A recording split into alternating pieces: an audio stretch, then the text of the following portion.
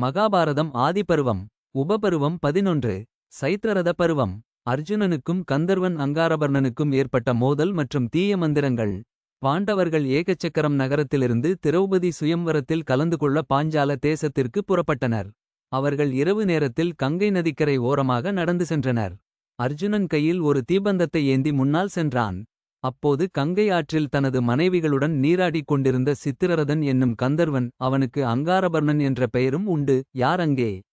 இது கந்தர்வர்களுக்கான நேரம். மனிதர்கள் இந்த நேரத்தில் இங்கே வரக்கூடாது.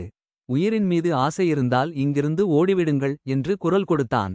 அர்ஜுனன் சற்றும் அஞ்சாமல் சொன்னான், கங்கை நதி அனைவருக்கும் பொதுவானது. வீரம் இருந்தால் எம்மை தடுத்துப் பார் என்றான். கோபமடைந்த கந்தர்வன் அர்ஜுனன் மீது தனது மாய அம்புகளை ஏவினான். அர்ஜுனன் தனது ஆக்னேய அஸ்திரத்தை பயன்படுத்தி கந்தர்வனின் தேரை எரித்தார். கந்தர்வன் நிலைகுலைந்து கீழே விழுந்தான். அர்ஜுனன் அவனது தலைமுடியை பிடித்து இழுத்து வந்து தனது அண்ணன் தர்மராஜாவின் காலடியில் நிறுத்தினான். கந்தர்வனின் மனைவி கும்பினசி ஓடிவந்து தர்மரிடம் மன்னிப்பு கேட்டாள். கருணை உள்ளம் கொண்ட தர்மர் அவனை மன்னித்து விடுவித்தார். இதைக் கண்டு வியந்த கந்தர்வன் சொன்னான், அர்ஜுனா, நீ ஒரு மாவீரன். ஆனால் உனது பலம் மட்டும் போதாது.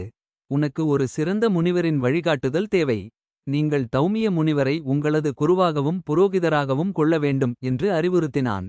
நட்பின் அடையாளமாக அந்த கந்தர்வன் அர்ஜுனனுக்கு சட்சிஷி என்ற மாய வித்தையை கற்றுக் கொடுத்தான். இதன் மூலம் அவர்கள் பிரபஞ்சத்தில் எதனை வேண்டுமானாலும் எவ்விடத்திலிருந்தும் பார்க்க முடியும். மேலும் அவன் பாண்டவர்களுக்கு அவர்களின் முன்னோரான தபதி மற்றும் சம்வரணன் கதையையும் வசிஷ்ட முனிவர் மற்றும் விஸ்வாமித்திரர் இடையிலான மாபெரும் போட்டிகளையும் விவரித்தான். அர்ஜுனனும் பிரதிபலனாகத் தனது வலிமை வாய்ந்த அஸ்திரங்களின் ரகசியத்தை அவனுக்கு கற்றுக் கொடுத்தான். இதன் பிறகு பாண்டவர்கள் தௌமிய முனிவரை சந்தித்து அவரை தங்களது குருவாக ஏற்றுக்கொண்டனர்.